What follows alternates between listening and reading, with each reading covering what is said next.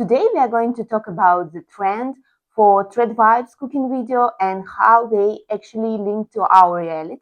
So the first name which crosses our minds is of course Hannah Neeleman, which is also known as Ballerinafarm or Mrs. United States. So I decided to be a tradwife for tonight and make one of her last recipes, pasta bolognese, and discuss about her personal brand, business, and food literacy. Also, I'd like to check how much time I'll spend to make it, and I have to tell you that it's really basic and really simple for Hannah Neeleman recipe, which I just took from her Instagram page.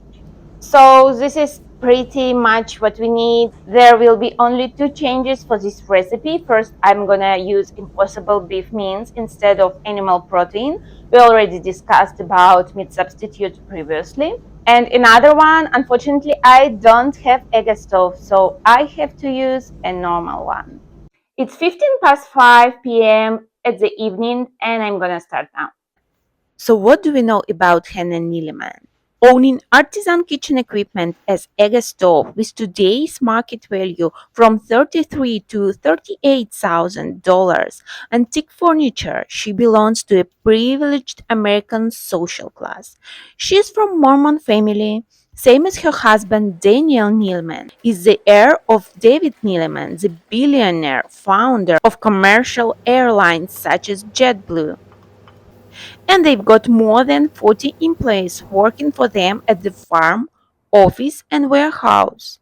They participated together in the culinary school, a 1 week course that starts from €2,150. All these points indicate that the Neeleman family is extremely rich and wealthy. However, she was able to create a nostalgic, rustic feeling of past days, built more on aesthetics and vibe than on arguments. We have to acknowledge the fact that Hannah Neeleman is not just a Mormon woman staying at home. She's a remarkable businesswoman who built a tradwife empire through her housewife avatar. It's interesting that she more often refers to herself as a Ballerinafarm or Mrs. Utah or Mrs. United States than to Hannah or me, which points us to the strong personal brand she built.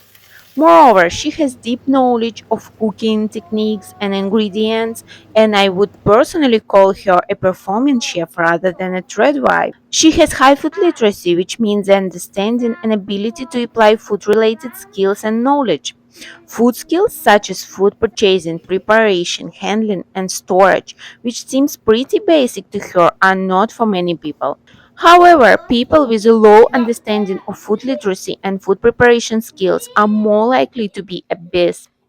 Moreover, people need a lot of self confidence to produce the desired result from the recipe. Speaking back to Ballerina Farm, it's more important to note that she creates a more serene, romantic atmosphere of domestic labor without specifying the exact labor.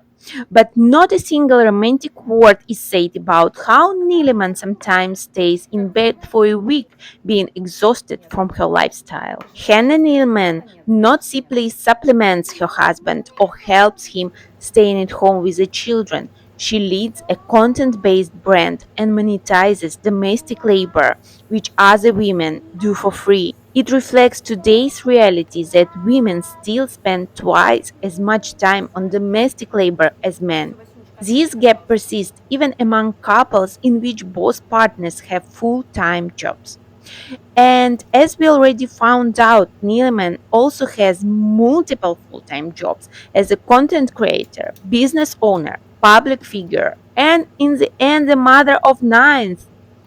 So finally, I'm done. This recipe took me almost 1.5 hours. I expected it to be done in 1 hour and 20. However, this time is almost 3 times longer than my regular dinner preparation time. I prefer recipes I can cook in 30-40 minutes. I've got a pretty high level of food literacy, which a lot of people don't have. As we can see, Hannah Neeleman's curated domestic aesthetics of tradwife lifestyle, in fact, is a highly monetized professional operations, which most women can replicate without significant wealth and staff. By romanticizing time intensive domestic labor, this content places unnecessary pressure on ordinary women who already carry disproportional responsibilities.